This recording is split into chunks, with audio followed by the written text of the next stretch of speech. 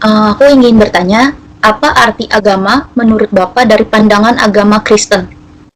Ya, agama dari pandangan agama Kristen berarti ini perspektif Kristen ya.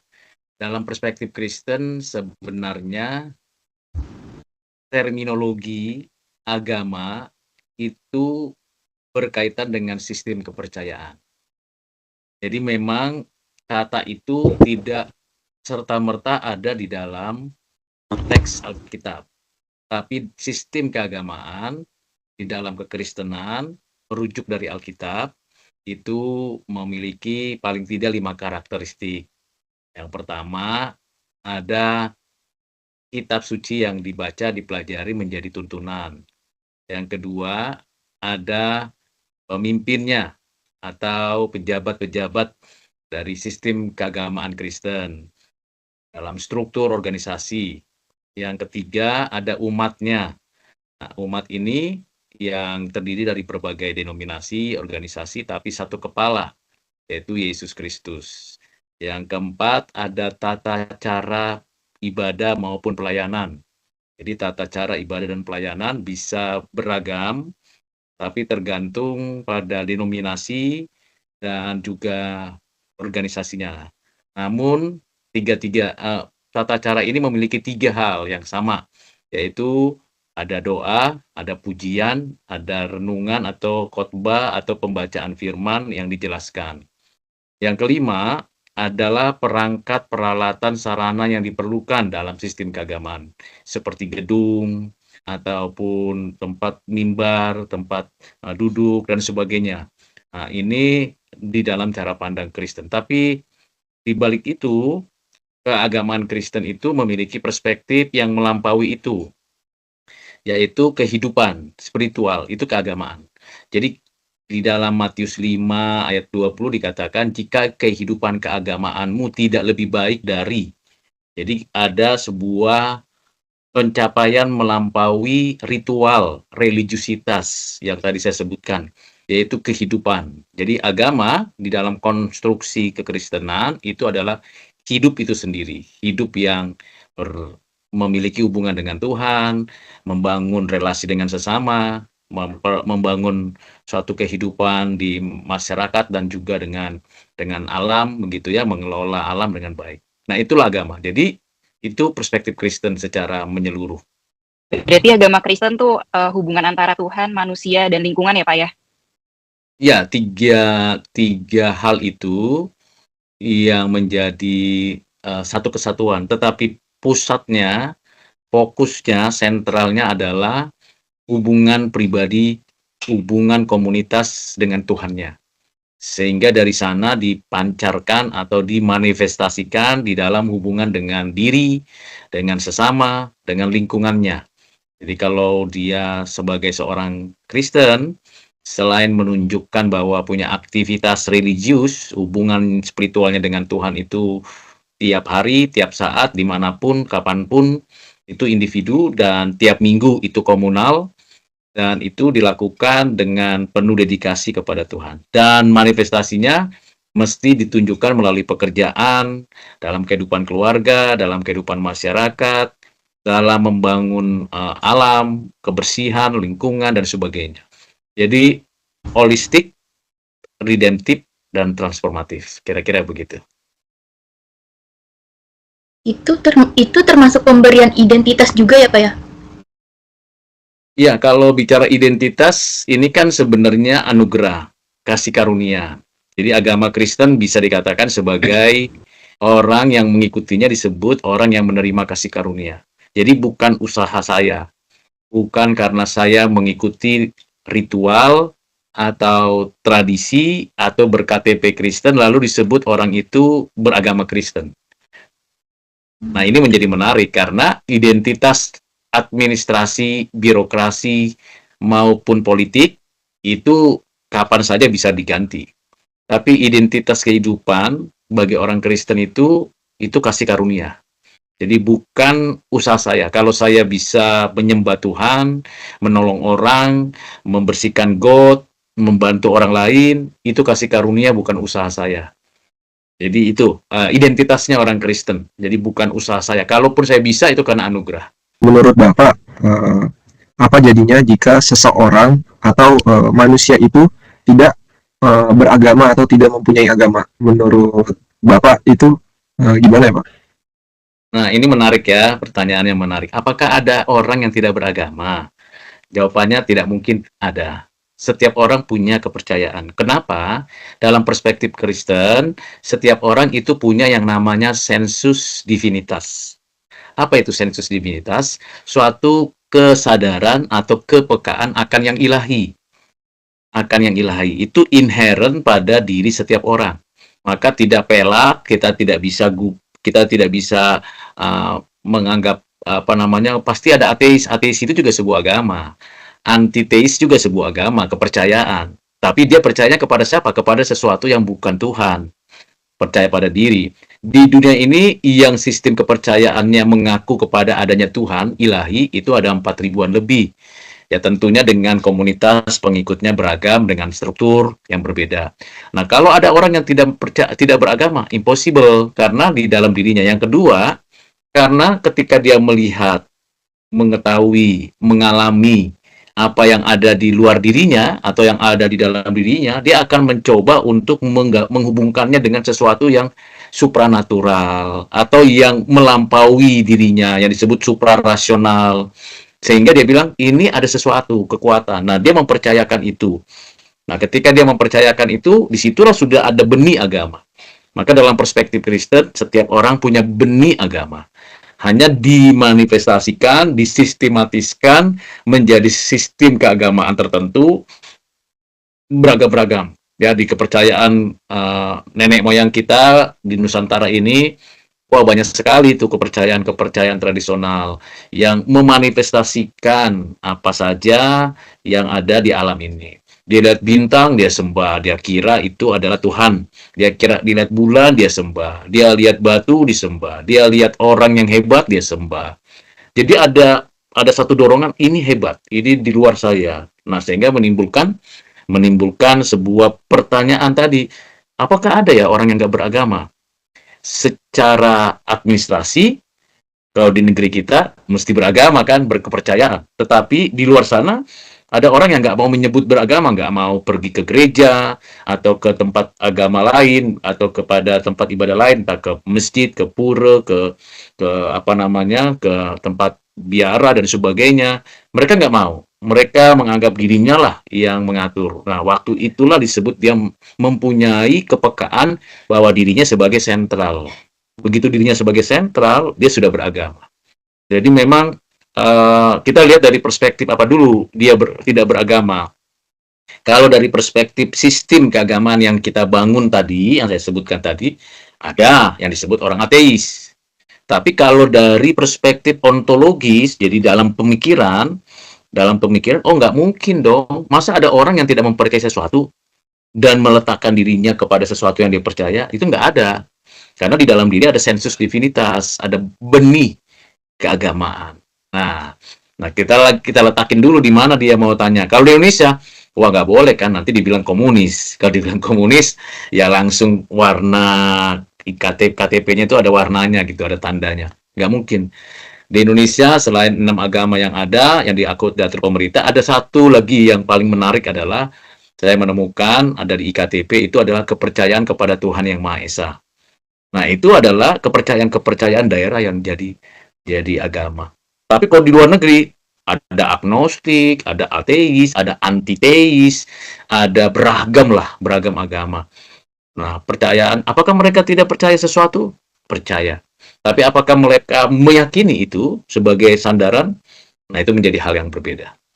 Kalau yang saya tangkap itu, sebenarnya itu setiap orang itu pada dasarnya itu mempunyai benih agama ya Pak. Dia mempunyai sensus divinitas yang tadi ya Pak.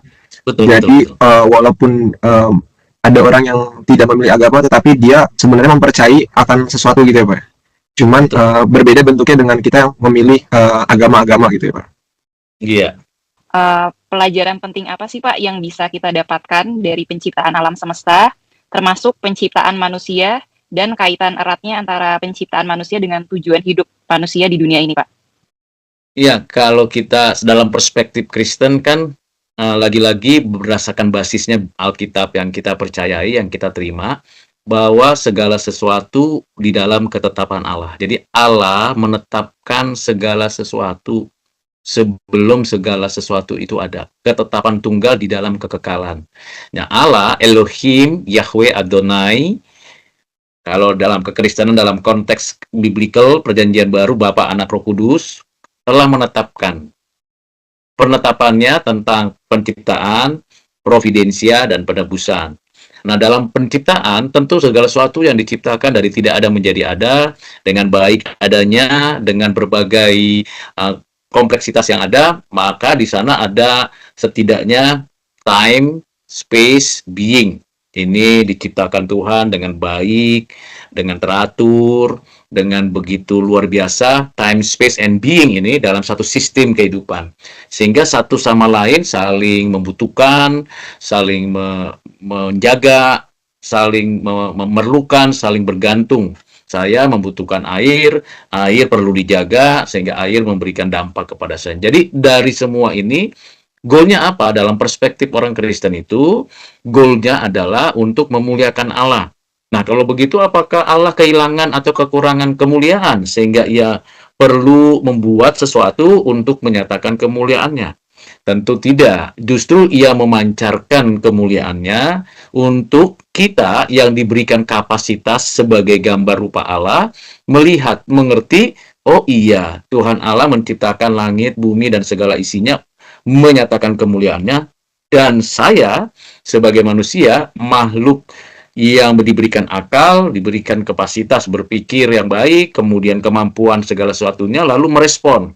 Waktu merespon, melihat, menemukan kebenaran. Di sana ada kemuliaan Allah. Dari diri saya dicipta untuk kemuliaan Allah, dan alam semesta ini bagi kemuliaan Allah. Bukan kekurangan kemuliaan atau kehilangan kemuliaan, tapi untuk sungguh-sungguh dinyatakan bagi kemuliaan Allah. Nah, bagaimana maknanya, manfaatnya bagi saya diciptakan? Ya tentu, sebagai orang yang diberikan tanggung jawab, sebagai makhluk selain ada materi, gas cair padat, ada tumbuhan, ada hewan, binatang, ada manusia, ada malaikat, ada sistem kehidupan dalam satu keseluruhan itu. Semuanya itu kalau saya, dalam perspektif Kristen, di bumi ini saya tinggal, maka tanggung jawab saya apa? Ya mengelola bumi.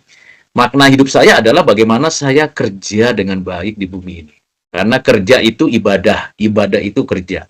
Kalau saya kerja, saya sedang ibadah. Itu personal.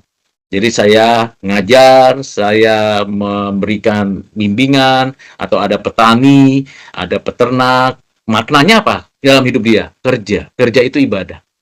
Nah, kerja yang macam apa supaya bisa ibadah yang benar? Ya bagi kemuliaan Tuhan. Hidup kerjanya mesti suci, kudus, mulia, dan sebagainya. Nah, itu makna dari penciptaan dan bagaimana kita mencapai tujuan yang Tuhan kehendaki. Tetapi kita harus tahu bahwa seluruhnya itu di dalam pemeliharaan Tuhan. Tuhan tetap berjaga, menolong, menopang, memberi yang baik untuk manusia. Nggak ada yang jahat diberikan Tuhan. Materi pun baik. Sekalipun kita kadang-kadang menggunakan materi untuk hal-hal yang jahat, tapi Tuhan memberinya baik. Tentu. Jadi intinya manusia dengan alam semesta beserta isinya tuh saling berhubungan ya Pak ya, dengan tujuan untuk memuliakan Tuhan gitu ya Pak ya? Iya, karena kita kan kalau dari perspektif Alkitab, manusia itu kan dari debu tanah, dibentuk, dihembuskan nafas hidup, diletakkan di bumi ini, lalu kemudian mengelola bumi. Lalu di bumi ini kan ada sistem kehidupan, ada hukum alam, gravitasi, hukum moral di dalam diri. Jadi saling berpautan gitu. Nggak ada orang yang bilang, aku nggak perlu udara, aku nggak perlu air, aku nggak perlu bumi gitu. Nggak mungkin. Itu impossible ya, impossible. Karena kita ciptaan. Jadi rawatlah bumi dengan baik. Kalau rawat dengan bumi dengan baik, rawatlah persahabatan dengan teman. Nah itu udah beragama orang itu. Kalau dia masih bermusuhan dengan bumi, dia rusak bumi, ya kan? Dia sembarangan buang limbah ke sungai, lalu mencemarkan udara, dia sedang melawan Tuhan yang mengasihi dia. Dia sedang bermusuhan dengan bumi. Nah, orang yang bermusuhan dengan bumi tahu sendirilah penyakitnya. Bisa terjadi kekeringan, ya sampai sekarang kesulitan hidup, gitu. Kira-kira itu perspektifnya ya. Jadi bagaimana kita membangun persahabatan dengan bumi yang Tuhan berikan. Saling membutuhkan itu. Kenapa sih manusia itu berdosa dan berbuat jahat? Lalu bagaimana asal muasalnya itu bisa terjadi? Iya, manusia bisa berdosa. Apa itu dosa? Kan dosa itu kan misteri.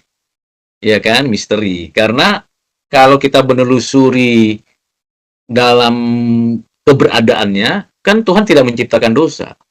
Tuhan tidak membuat dosa. Tuhan bukan pembuat kejahatan. Tadi saya katakan, Tuhan menciptakan yang baik, semuanya baik. Jadi dosa itu apa sebenarnya? Nah, kalau kita menyelidiki lebih mendalam, maka kita tahu bahwa dosa itu adalah ketidaktepatan sasaran. Jadi Tuhan mau menciptakan kita, ingin kita mengelola bumi dengan baik, kita melawan. Tuhan bilang, kalau dalam perspektif Alkitab, jangan makan buah itu ya, yang lain boleh dimakan. Lalu hatinya tergoda untuk makan. Kenapa ya bisa dia punya godaan seperti itu?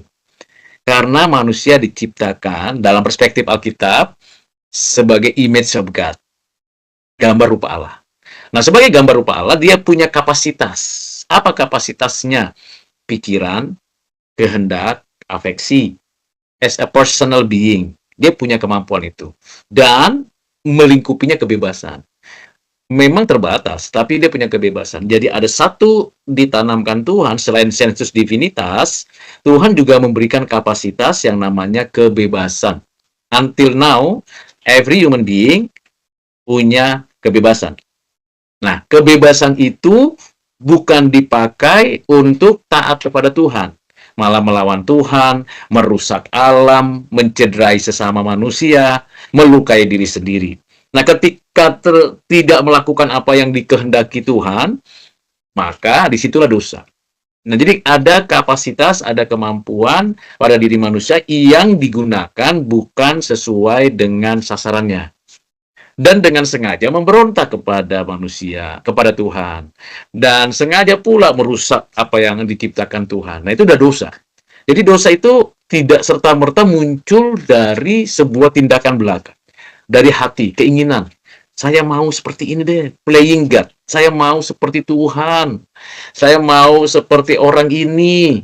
Jadi dia ada ambisi, ada satu keinginan yang membuat orang tersebut akhirnya menghalalkan segala cara. Nah, itu udah baru masih dalam niat ini, di hati nih. Belum melakukan satu tindakan, ambil, pukul, rusak, belum.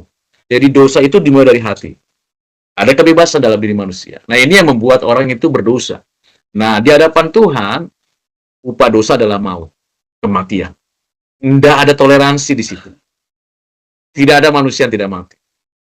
Upah dosa adalah maut, kematian. Arti dosa itu adalah ketidaktepatan terhadap sasaran karena manusia memiliki kebebasan dalam bertindak ya Pak? Iya, betul. Jadi manusia memberontak dengan sengaja, maunya sendiri, gitu ya. Uang orang diambil, itu udah dosa tindakan kan, korupsi gitu ya. Lahan orang yang bukan lahannya diambil, udah tindakan perampasan, seperti itu. Istri orang diselingkuhi, nah itu juga perbuatan amoral gitu ya. Pacar orang ditikungin, nah itu juga perbuatan kejahatan. Karena bukan miliknya toh, bukan sasarannya kan nggak ke situ gitu. Nah, kira-kira begitu. Jadi memang dari pengertian itu kita bisa lihat berbagai macam aspek. Makanya ada orang yang terjadilah perang, kemiskinan, kesusahan, kesulitan. Itu ulah siapa? Ya ulah manusia berdosa. Saya, kita ikut terlibat di dalamnya. Suka nggak suka ada kok. Ada keterlibatan kita kok di situ. Itu sebabnya dikatakan di dalam Alkitab pengajarannya tiap orang sudah berdosa. Nggak ada orang yang tidak berdosa. Jadi nggak ada orang yang suci. Gitu. Kalau nggak ada orang yang suci, jadi kalau begitu gimana ya? Ya memang dihukum Tuhan. Tuhan murka. Jadi nggak ada lagi no hope. Tapi Tuhan masih pelihara. Yang menarik dalam kekristenan adalah memang manusia berdosa, Tuhan tetap memelihara. Ketetapan Tuhan yang bagian yang ketiga dari satu ketetapan yaitu penebusan. Disinilah keunikan, kalau bisa saya katakan kekristenan, yaitu Tuhan menebus orang berdosa. Dengan cara apa? Dengan cara kematian, kebangkitan Kristus. Nah, itu kekristenan. Kira-kira gitu. Apakah ada jalan keluar untuk kita sebagai manusia biasa ya, bisa terlepas dari konsekuensi dosa dan kejahatan yang telah diperbuat? Oke. Wah, banyak orang berupaya untuk membebaskan dari kejahatan, banyak. Ya, baik secara alamiah, secara natural, entah pribadi, entah keluarga, entah komunitas, maka terdorong juga nih ingin berbuat baik, tak menahan dosa, yang disebut resistance of sin. Sins ya, sinsnya ada S-nya di belakang, actual sins.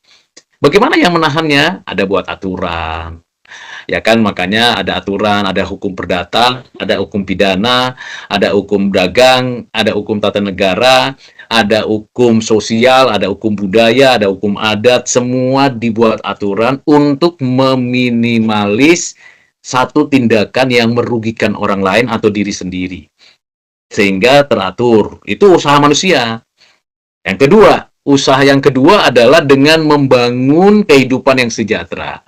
Jadi kalau tadinya di tempat itu ada kesulitan, usaha-usaha untuk mendapatkan kebutuhan dan kecukupan tidak bisa, akhirnya dibuat sebuah upaya yang disebut dengan yuk kita bangun kesejahteraan. Rakyat, pribadi, semuanya dihidupkan sejahtera.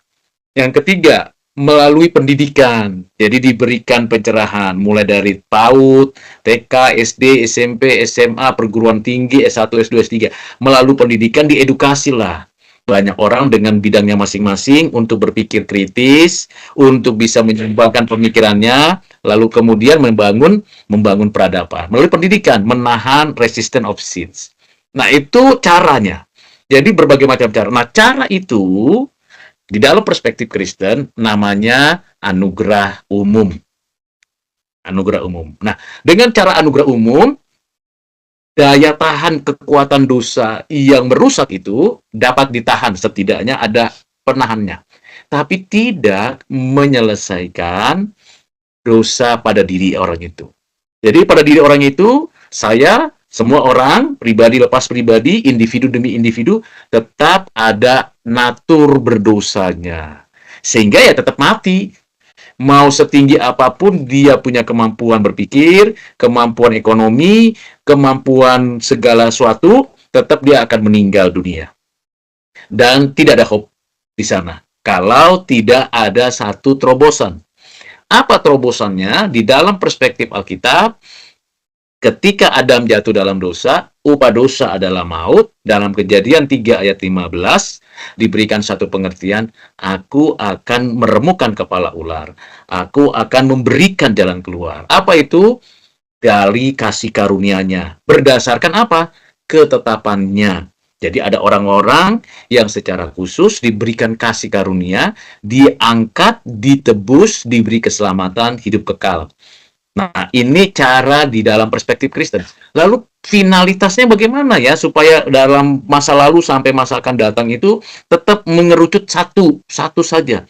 Nah, itu adalah di dalam Kristus. Di dalam orang Kristen, perspektifnya bahwa keselamatan, jalan keluar, solusi yang benar untuk hari ini, hari depan, dan hari yang akan datang, solusinya ialah keselamatan hanya di dalam Kristus. Karena melalui Yesus Kristus yang inkarnasi menjadi manusia, dia menjadikan kita mengalami hidup yang ditebus.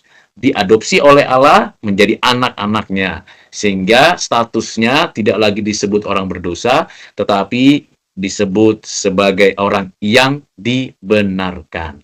Nah, ini jalan keluarnya, solusi yang jadi ada upaya manusia, tidak ada kesalahannya, bahkan upaya keagamaan dilakukan supaya berbuat baik, upaya adat dilakukan, budaya dilakukan supaya berbuat baik, itu adalah baik adanya.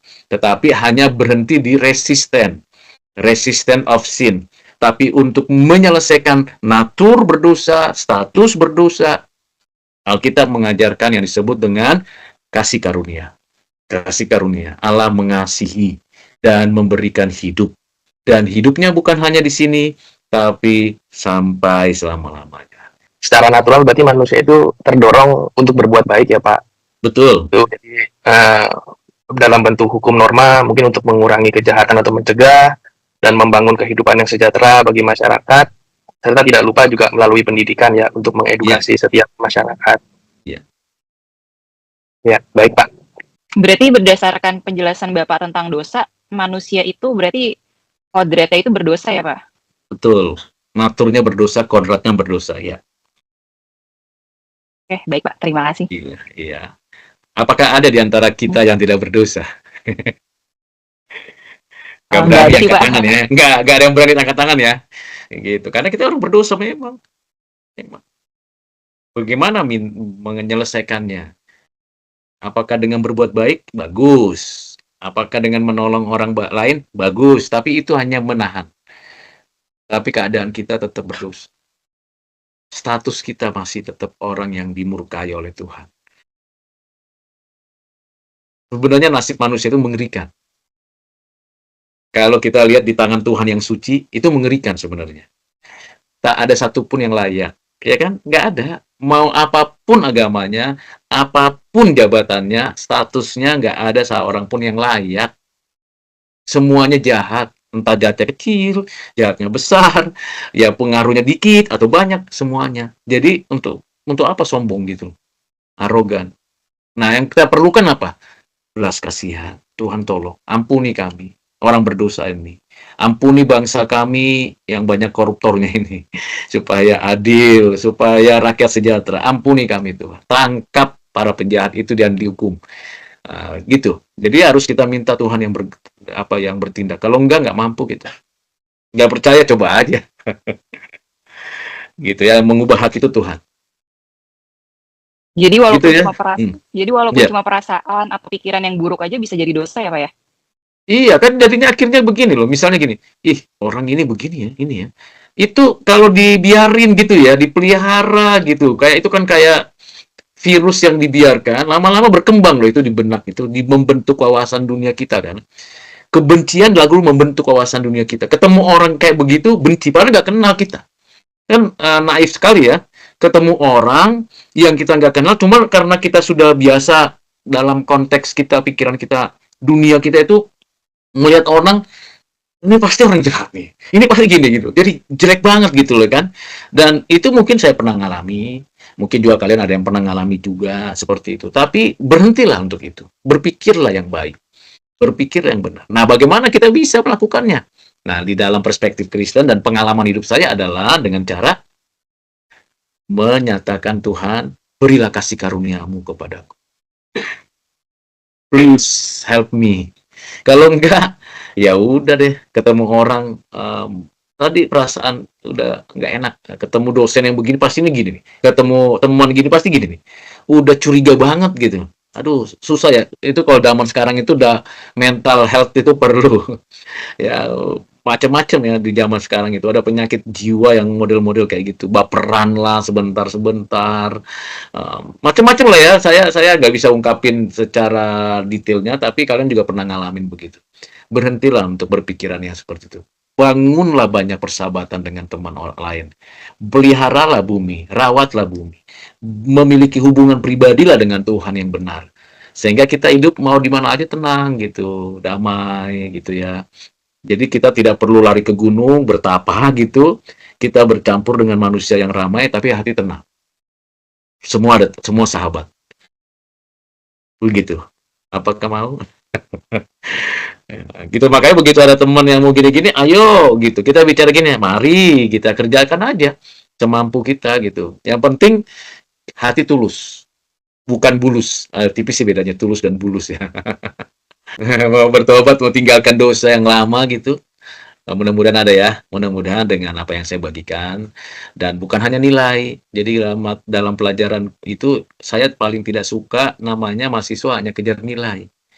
Yang saya inginkan mahasiswa itu mendapatkan transformatif dalam berpikir dan redemptif di dalam segala aktivitas. Jadi ada perubahan. Jadi sarjana yang betul-betul bermanfaat bagi orang lain. Begitu. Jadi belajarnya itu bukan hafalan terus gitu, cognitive understanding-nya, nilainya grade-nya A. Begitu dalam tataran kehidupan, kedugem. ya narkoba, pelecehan seksual, no way, nggak ada jalan untuk itu. Ada perubahan. Belajar agama mesti tunjukin perubahan.